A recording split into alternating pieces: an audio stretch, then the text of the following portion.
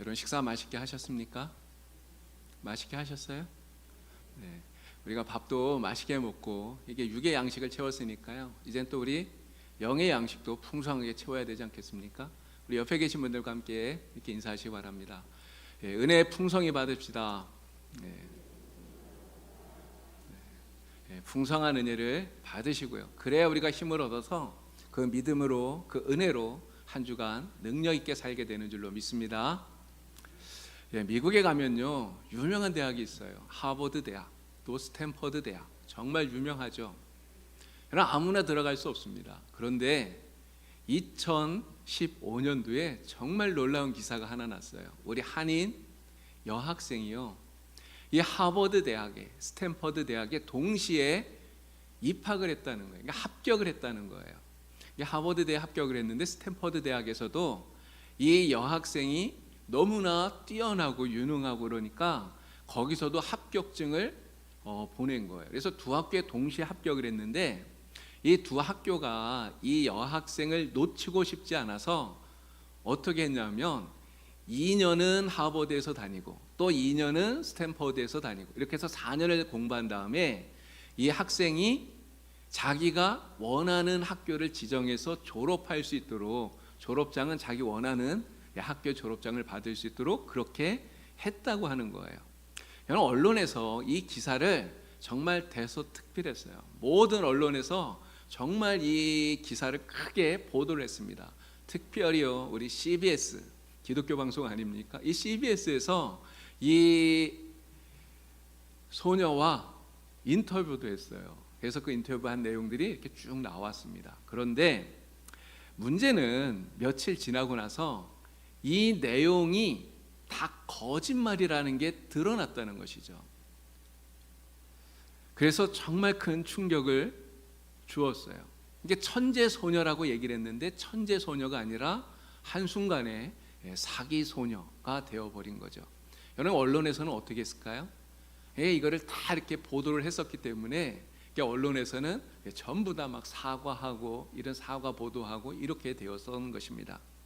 여러분, 물론 이 위조된 합격증을 만들어서 거짓말을 했던 이 소녀의 잘못은 정말 비판받아 마땅해요. 이거 진짜 잘못한 거죠. 자, 그런데 기본적인 사실도 확인하지 않고 그리고 특종이라고 이것을 보도했던 여러분 언론의 이 행태도 사실은 문제가 있는 것입니다. 사실은요, 이 너무 놀라운 거잖아요. 이런 일이 한 번도 없었대요. 그리고 있을 수도 없는 일 아니겠습니까? 그런데 동시에 두 학교에, 그것도 미국인도 아니고요, 우리 한인 여학생이 그렇게 동시에 합격했다고 하니 여러분, 그러면 그냥 그 학교에 진짜 그런 일이 있는지 확인만 해봐도 이게 사실인지 아닌지 알 수 있잖아요. 한번 확인만 해보면 진위를 확인할 수 있는데 이 기본적인 것도 확인하지 않고 특종이라고 이것을 보도했던 이 언론의 무책임한 이 행태가 사실은 큰 문제다라고 하는 겁니다. 근데 사실은 이런 무책임한 일들이 언론에만 있는 것은 아닌 것 같아요.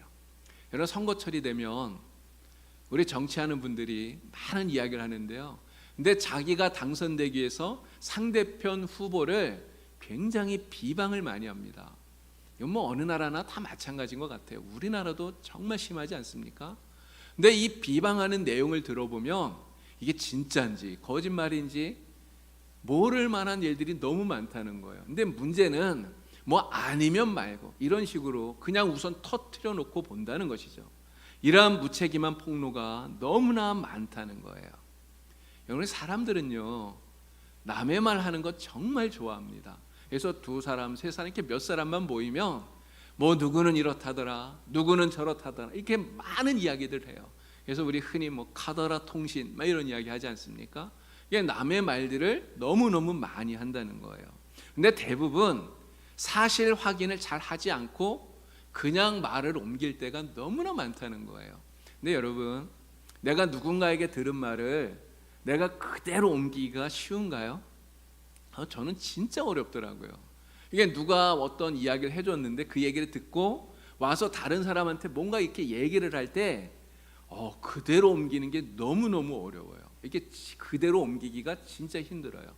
그러나 그 아이들이 하는 게임 중에 말 전달하는 이런 게임이 있습니다. 이렇게 아이들을 쭉 세워놓고요, 맨 앞에 있는 아이에게 이렇게 한 문장을 이야기를 해줘요. 그리고 뒤에 아이에게 그 말을 전달하게 하고요, 또 전달하게 하고요, 또 전달하게 하고, 이렇게 해서 맨 앞에 있는 사람의 들은 말을 한 사람 한 사람 차례차례 이렇게 뒤로 전달해 나가는 거예요.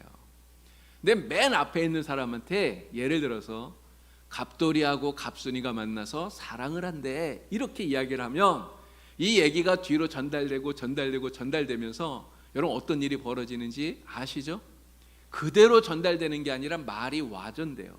바뀌어요. 어떤 경우는 말이 점점 커진다는 거죠. 그래서 갑돌이하고 갑순이가 만나서 그냥 사랑한다 이렇게만 얘기했는데도 맨 끝에 있는 사람은 갑돌이하고 갑순이가 결혼했대, 애를 낳대, 막 이런 식으로 말이 확장되고 커지게 된다라고 하는 거죠. 여러분, 우리는 다른 사람의 말을 하지 않으면서 살 수 없습니다. 우리가 살아가는 이 공동체가 우리 함께 어울려서 사는 그러한 세상이잖아요. 그러니까 당연히 다른 사람의 말을 할 수밖에 없어요. 자, 그런데 내가 하는 말, 내가 전하는 그 이야기가 진짜 사실인지 확인해 봐야 된다는 겁니다. 말하기 전에. 그래서 내가 전하는 그 말 확인하지 않고 그냥 그랬다더라 이렇게 전하는 그 말이 자칫 잘못하면 누군가를 크게 다치게 하거나 상처를 줄 수 있다는 것을 우리가 명심해야 된다고 하는 거죠.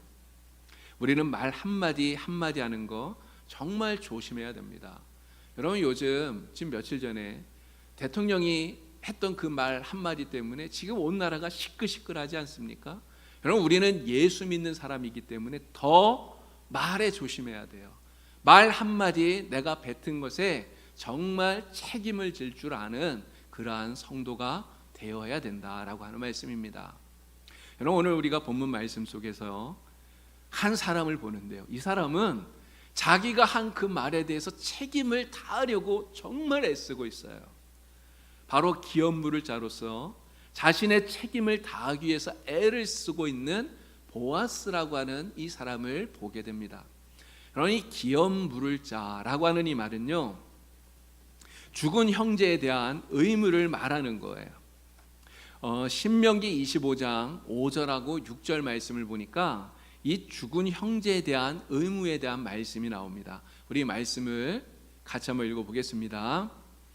형제들이 함께 사는데 그중 하나가 죽고 아들이 없거든 그 죽은 자의 아내는 나가서 타인에게 시집가지 말 것이요, 그의 남편의 형제가 그에게로 들어가서 그를 맞이하여 아내로 삼아 그의 남편의 형제된 의무를 그에게 다 행할 것이요, 그 여인이 낳은 처자들이 그 죽은 형제의 이름을 잊게 하여 그 이름이 이스라엘 중에서 끊어지지 않게 할 것이니라. 아멘. 그러니 기업 물을 자라고 하는 이 말은 형제를 대신해서 보수하는 사람, 이런 의미가 있습니다. 형제의 억울함을 회복해 주는 사람, 구속자, 이런 의미가 있어요. 그러니까 형제들이 같이 살고 있는데 한 형제가 아들 없이 죽은 거예요.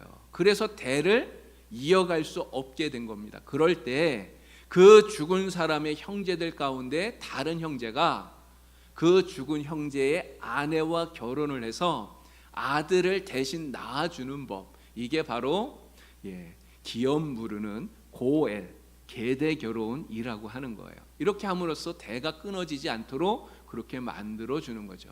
물론 지금 우리나라에서는 이러한 법이 시행되어지지는 않습니다. 그러나 성경에서 이러한 법을 시행하게 된 그 이유가 분명히 있겠죠. 여러분, 우리도 정말 대를 이어가는 것 진짜 중요하게 생각하잖아요. 그러니까 아들을 왜 낳아야 됩니까? 아들을 낳아야 그 아들을 통해서 대가 끊어지지 않고 이어져 가니까요. 근데 이스라엘은 우리가 생각하는 것보다 그것에 대해서 더 큰 의미를 가지고 있어요. 왜 그런지 아십니까? 하나님께서 약속하셨는데 바로 그 하나님의 약속이 아들을 통해서 그 후손에게 이어져 가기 때문에 그래요. 그래서 아들을 낳는 것이 정말 중요합니다. 그런데 결혼을 했는데, 가정을 이뤘는데 아들이 없이 죽었다. 그래서 그 대가 끊어지게 되었다. 정말 큰일 아닙니까? 그런 때 그 형제 중에 가까운 형제가 그 죽은 남편의 아내와 결혼해서 그에게 아들을 낳아주고, 그리고 그 아들이 죽은 아버지를 이어갈 수 있도록 만들어주는, 바로 이것이 이스라엘의 고엘 계대 결혼이라고 하는 거죠. 자, 나오미 그리고 엘리멜렉이라고 하는 사람이 나옵니다. 이 나오미하고 엘리멜렉이 베들레헴에서 살다가 흉년이 되니까 두 아들을 데리고 모압 지방으로 이주를 했죠. 근데 이 모압 땅에서 남편인 엘리멜렉이 죽었습니다. 또 두 아들, 이 모압 땅에서 모압 여인들을 자신의 아내들로 맞아서 결혼을 했는데, 너무나 불행하게도 이 남편들이, 아들들이 다 죽고 만 거예요.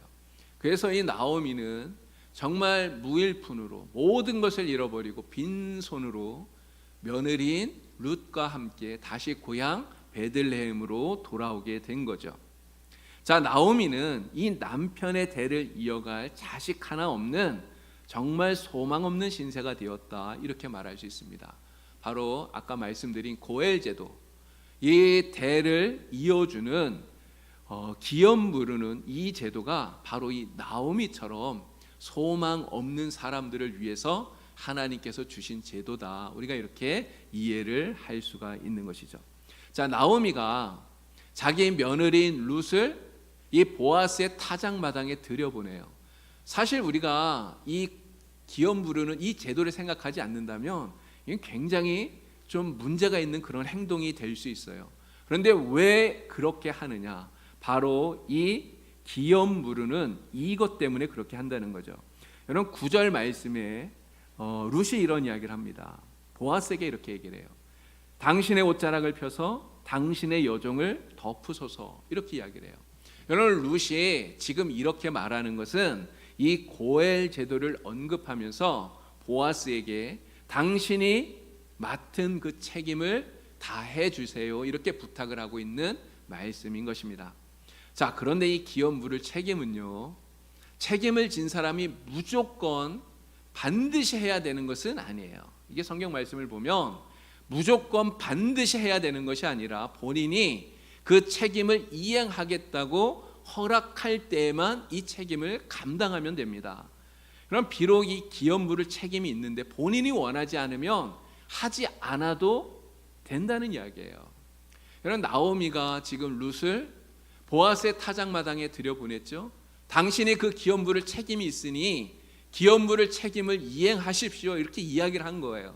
그런데 보아스가 룻에게서 나오미가 전하는 이 이야기를 들었을 때 하기 싫으면, 그 책임을 다하기 싫으면 그냥 안 하겠다고 말하면 그만이라고 하는 거예요. 자, 그런데 보아스가 어떻게 합니까? 나오미와 룻의 이 요청을 거절하지 않는다는 거예요. 룻이 하는 이 말을 듣고 보아스가 말합니다. 11절 말씀을 보니까 이렇게 얘기해요. 내 딸아, 두려워하지 마라. 두려워하지 마라. 내가 내 말대로 내게 다 행하리라. 야, 네가 하는 그 말, 내가 그 말대로 다 행할 거야. 그러니 걱정하지 마라. 두려워하지 마라. 이렇게 약속해주고 있다는 거예요. 자, 그런데 사실 이 나오미에게는요, 보아스보다 더 가까운 친척이 있었어요. 그러니까 이 기업물을 책임을 더 많이 지고 있는 더 가까운 친척이 있었다는 거죠. 이 기업물을 책임이 보아스보다 우선 그에게 있었다고 하는 것입니다. 자, 그런데 룻기 4장을 보니까 보아스보다 더 가까운 이 친척은 기업물을 책임을 회피합니다. 자기는 이것을 하지 않겠다고 이렇게 이야기를 해요. 처음에는 기업물을 책임을 지겠다고 얘기를 했는데 나중에 거절해요. 근데 거절하는 이유가 무엇이냐면 자신에게 손해가 되기 때문에 나는 못하겠다, 이렇게 이야기를 하는 거예요.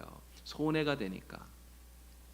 여러분, 지금 이 나오미하고 룻은요, 기업으로 받은, 자기가 조상들로부터 기업으로 받았던 이 땅을 다 팔아버린 상태예요. 조상들에게 기업으로 받았지만 이미 팔았기 때문에 자기에게는 이 땅이 없어요.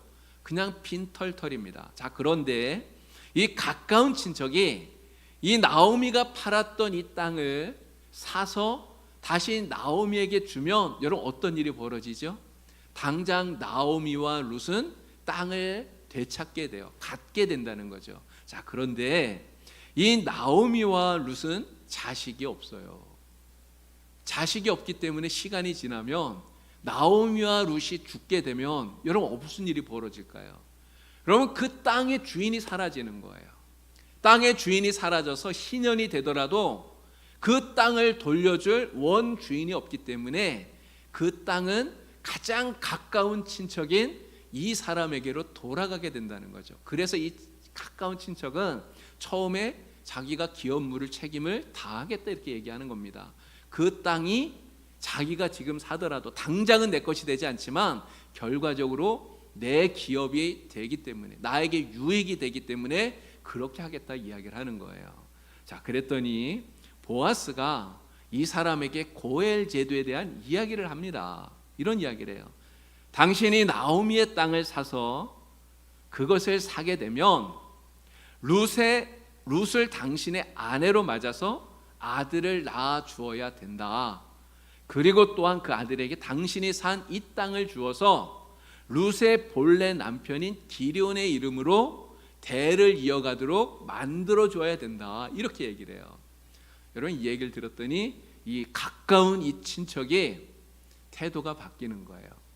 그 전까지는 내가 기업 물을 책임을 다하겠다고 얘기했지만 이제는 못하겠다고 얘기합니다. 왜 그렇습니까? 땅을 사봐야 내게 되지 않으니까요.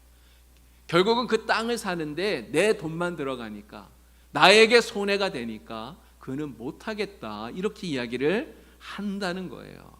손해를 감수하면서까지 기업 물을 책임을 나는 질 수 없다. 이것이 이 나오미의 가장 가까운 친척의 태도라고 하는 것이죠. 여러분 보아스가 결국은 이 책임을 지게 됩니다. 기업 물을 책임을 감당하게 돼요. 네, 여러분 보아스는 손해가 아닐까요? 여러분 그 가까운 친척이 그 땅을 사느라고 자기의 돈을 쓰는 것처럼 보아스도 마찬가지잖아요. 보아스도 그 마찬가지로 자기의 돈을 써서 나오미가 팔았던 그 땅들을 사야 되는 거예요.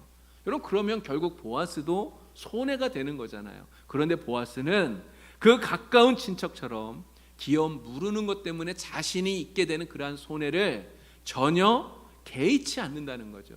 기꺼이 그 손해를 감당하고 있다는 것입니다. 그러면서 비록 손해가 될지라도 자신이 다 해야 되는 그 책임을 내가 감당하리라, 내가 다 이행하리라, 그는 그렇게 말하고 그 책임을 실제로 이행하고 있다고 하는 거예요. 여러분 그래서 어떤 일이 벌어졌습니까? 여러분 나오미의 이름의 뜻이 기쁨이라는 뜻이에요. 기쁨. 근데 나오미만 기쁨을 얻은 게 아니에요. 나오미와 룻과 그리고 보아스 그리고 그 사람들뿐만 아니라 그 모든 친척들과 그 이웃들과 모든 사람들이 정말 큰 기쁨을 얻게 되었어요. 바로 이 보아스가 자신을 희생하면서 손해를 감수하면서까지 자신에게 맡겨져 있던 이 책임을 감당했기 때문에 이러한 기쁨이 모든 사람들에게 오게 되었다고 하는 거예요. 여러분 우리가 세상을 사는 동안에 우리에게 많은 책임들이 있습니다. 우리에게 많은 책임들이 주어져 있어요. 여러분 가정에서 우리가 갖고 있는 책임이 있지 않습니까? 남편으로서의 책임이 있어요. 남편의 책임이 무엇입니까? 한 집안의 가장으로서 가정을 지켜야 돼요. 가정이 흔들리지 않게 해야 돼요. 가정을 잘 부양해야 되는 이런 책임이 우리 남편들에게 있습니다. 아내에게도 책임이 있어요. 아내의 책임은 무엇입니까? 하나님께서 돕는 배필로 아내를 세워주셨잖아요. 그러니까 남편을 잘 내조하고 또 집안 살림을 규모 있게 잘 꾸려나가야 하는 이러한 책임이 우리 아내들에게 있다는 거죠. 여러분 우리가 부모들입니다. 부모로서의 책임이 있어요. 믿음으로 자녀를 잘 양육해야 됩니다. 또 보살펴야 됩니다. 그리고 잘 이끌어줘야 돼요. 우리 자녀들이 정말 하나님의 자녀로 바르게 잘 자라나서 하나님을 위해 자신을 온전히 드릴 수 있도록 그렇게 길러야 될 책임이 우리 부모들에게 있는 거예요. 자녀들에게도 책임이 있죠. 자녀들의 책임은 무엇입니까? 부모에게 효도해야 돼요. 효도하지 않는 것은 책임을 다하지 않는 겁니다. 순종해야 됩니다. 열심히 공부해야 되죠. 또 건강하게 자랄 이러한 책임들이 자녀들에게는 있는 것이죠. 여러분, 우리가 직장에서도 책임을 지고 있습니다. 이런 직장의 사장님들도 책임이 있어요. 여러분, 사장님은 어떤 책임이 있을까요? 월급을 잘 줄 책임이 있어요. 그렇지 않습니까? 여러분, 그 사원들에게, 일하는 사람들에게 그 생계를 책임져 줄 책임이 사장에게 있는 거예요. 회사를 잘 경영하고, 그래서 직원들을 가족처럼 보살피고, 그래서 그 직원들이 보람 있게 회사 생활을 할 수 있도록 해줘야 될 책임이 사장에게 있는 거죠. 여러분, 그럼 사원은 무슨 책임이 있을까요? 사원들은 맡은 업무를 성실하게 잘 감당하고요, 또 회사를 위해서 헌신하고요, 그리고 열심히 일할 책임이 사원들에게 있는 겁니다. 여러분, 우리가 국민의 한 사람으로서도 갖고 있는 책임도 있어요. 이런 헌법을 보면 국민의 4대 의무라는 게 나와요. 우리 초등학교 때부터 많이 배웠던 거 아닙니까? 국방의 의무가 있어요. 우리나라가 정말 튼튼하게 온전하게 세워지도록 이 나라를 지킬 그러한 책임이 우리에게 있는 것입니다. 납세의 의무도 있잖아요. 나라의 살림을 튼튼히 하기 위해서 우리 세금을 내야 됩니다. 세금을 낼 책임이 있는 거고요. 또 교육의 의무가 있습니다. 우리가 자녀들을 교육시켜야 돼요. 그게 의무교육이라고 그러지 않습니까? 초등학교 6년, 중학교 3년, 그게 의무적으로 교육시켜야 될 이러한 책임이 있다는 거죠. 또 근로의 의무도 있습니다. 개인의 능력과 적성에 맞는 일을 찾아서 일을 해야 될 책임이 우리에게 있다고 하는 것이죠. 이러한 4대 의무만 있는 게 아니라 헌법에 보면 환경 보전의 의무 이런 것도 나옵니다. 환경을 잘 가꾸고 보호하기 위해서 노력할 이런 책임이 우리에게 있다는 거예요. 여러분, 우리가 이러한 책임만 갖고 있을까요? 사실 교회에서 우리가 갖고 있는 더 중요한 책임이 있습니다. 여러분, 성도로서 우리가 교회에서 감당해야 될 책임이 우리에게 막중한 책임이 주어져 있어요. 여러분, 가장 큰 책임이 무엇인지 압니까? 바로 하나님을 예배할 책임이 있어요. 여러분, 성도는 하나님을 예배하는 사람이에요. 성경이 우리에게 말씀합니다. 너의 마음과 뜻과 정성을 다하여 주 너희 하나님을 사랑하라. 영과 진리로 예배하라. 주님께서 우리에게 말씀하고 있어요. 여러분, 성도는 정말 전심을 다해서 하나님을 예배해야 됩니다. 이 예배할 책임이 우리에게 있어요. 두 번째 책임은 전도해야 되는 책임이에요. 예수님께서 우리에게 말씀하셨죠. 땅끝까지 이르러서 내 증인이 되어라. 예루살렘과 온 유대와 사마리아와 땅끝까지 이르러서 내 증인이 되어라. 복음을 전해라. 주님이 말씀하셨어요. 바로 이 예배와 이 복음을 전하는 이것이 오늘 우리가 성도로서 감당해야 할 가장 중요한 책임이라고 하는 것입니다. 여러분, 이러한 책임만 있는 게 아니에요. 또 우리가 교회를 바르게 세워 나가야 될 책임이 있어요. 교회를 건강하게 바르게 이끌어 가야 할 책임이 있는 거예요. 우리 모든 성도가 하나로 연합하여서 우리 봉산교회, 하나님이 피로 값주고 세워주신 우리 교회를 건강하게 바르게 세워나갈 책임이 저와 여러분들에게 있다는 거죠. 또 어떤 책임이 있을까요? 하나님이 맡겨주신 직분에 충성해야 될 책임이 있는 겁니다. 저에게는 목사라는 직분을 주셨고요, 여러분들에게는 장로로, 또 권사로, 집사로, 하나님께서 구역장으로, 권찰로, 교사로, 찬양대원으로 하나님이 직분을 주시지 않았습니까? 하나님이 맡겨주신 직분, 하나님이 우리에게 주신 그 소중한 직분 정말 귀하게 여기고 그 직분에 충성할 책임이 오늘 우리에게 있다는 것입니다. 여러분, 우리가 이러한 책임을 다해야 되는데요, 이 책임을 다하기 위해서 오늘 우리에게 정말 필요한 태도가 하나 있어요. 여러분, 그 태도가 바로 성실함이라는 겁니다. 성실함. 자기에게 맡겨진 이 기업물을 책임을 잘 감당했던 보아스, 여러분, 이 보아스를 우리는 성실한 사람 이렇게 말할 수 있어요. 여러분, 정말 성실한 사람이에요. 그 일을 감당하기까지, 그 일을 다 이루기까지 쉬지 않는 그 보아스의 모습, 얼마나 성실합니까? 여러분이 성경 속에서 정말 성실한 또 한 사람을 볼 수 있어요. 바로 요셉입니다. 여러분, 요셉이 종으로 팔려가서 노예 생활하잖아요. 근데 그 보디발 장군의 집에서 노예 생활을 할 때 여러분 어떻게 일했는지 아시죠? 얼마나 성실하게 일을 했는지 아시죠? 여러분 보디발 장군이 자기의 모든 것을 다 맡길 정도로 그렇게 믿음이 갈 정도로 성실하게 일했던 사람이에요. 그러다가 누명을 쓰고 감옥에 갇혔는데 그 감옥에서도 마찬가지 아닙니까? 그 감옥에 간수가 자기의 그 모든 일을 다 맡겨서 죄수에게 다른 죄수를 맡긴 거예요. 그렇게 할 정도로 정말 성실하게 자신의 맡은 일을 잘 감당했다고 하는 거죠. 여러분 달란트 비유 가운데 나오는 이 사람들 우리가 잘 알지 않습니까?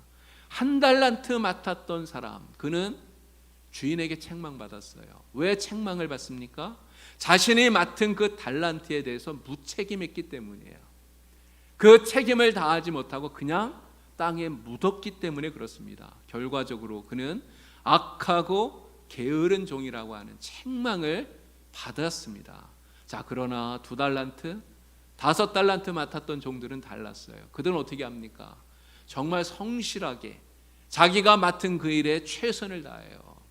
그 일을 성실하게 감당해서 2배로 남긴 거예요. 2달란트 받은 사람은 또 2달란트를 남기고 5달란트를 받은 사람은 또 5달란트를 남겨요. 여러분 그렇게 2배로 남기는 게 이게 쉬운 일입니까? 정말 힘들잖아요. 어렵잖아요. 근데 그렇게 하기 위해서 그들이 얼마나 성심성의껏 성실하게 일했을까 우리가 충분히 짐작해 볼 수 있는 거죠. 이렇게 성실하게 잘 감당한 그들에게 주님께서 뭐라 그럽니까? 착하고 충성된 종아, 착하고 충성된 종아, 이렇게 칭찬을 하셔요. 우리 하나님께서 저와 여러분들에게 직분을 주시고 달란트를 주시고 많은 책임을 주셨습니다. 우리는 이 책임에 정말 잘 감당할 수 있는, 이 책임을 성실하게 잘 감당할 수 있는, 그래서 우리 주님 앞에 착하고 충성된 종이라고 하는 칭찬을 받는 그러한 주의 종들이 다 되기를 바랍니다. 자, 그런데요, 이런 문제가 하나 있어요. 내가 맡은 이 책임을 잘 감당해 나가는데 때로는 그 일 때문에 손해가 된다는 거죠. 여러분 보아스가 그러지 않았습니까? 기업 물을 책임을 감당하는데 당장 자신에게 손해가 돼요. 내가 내 돈을 써서 내 지출을 해서 그 땅을 사서 줘야 되는 이러한 손해를 감당해야 된다는 거죠. 그러나 보아스는 비록 손해가 될지라도 그 손해를 기쁘게 감당하면서 이 책임을 감당해 나갑니다. 여러분 우리가 하나님의 일을 감당해 나가는 동안, 하나님 내게 주신 그 책임들을 감당해 나가는 동안 때로는 나에게 손해가 되는 일이 있을 수 있습니다. 여러분 그럴 때 어떻게 하실까요? 어떻게 해야 되겠습니까? 여러분 그 가까웠던 그 가장 가까운 그 친척처럼 나에게 손해가 된다고 해서 내가 그 손해가 되는 게 싫어서 여러분 우리가 하나님 주신 그 책임을 그냥 회피하면 될까요?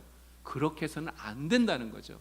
정말 보아스처럼 비록 손해가 될지라도 기쁘게 오히려 그 손해를 감수하면서까지 책임을 감수하는, 책임을 감당해 나가는 우리 모두가 될 수 있길 바랍니다. 그렇게 하면 하나님께서 오히려 그것을 통해 더 큰 기쁨이 우리에게 생기도록 만들어 주실 줄로 믿습니다. 여러분 링컨 대통령이 대통령이었을 때 한 절친한 친구가 자기가 아는 사람을 비서로 좀 쓰라고 이렇게 청탁을 했나 봐요. 이거 추천을 한 거죠. 어떤 사람을 비서로 좀 써달라 이렇게 추천을 합니다.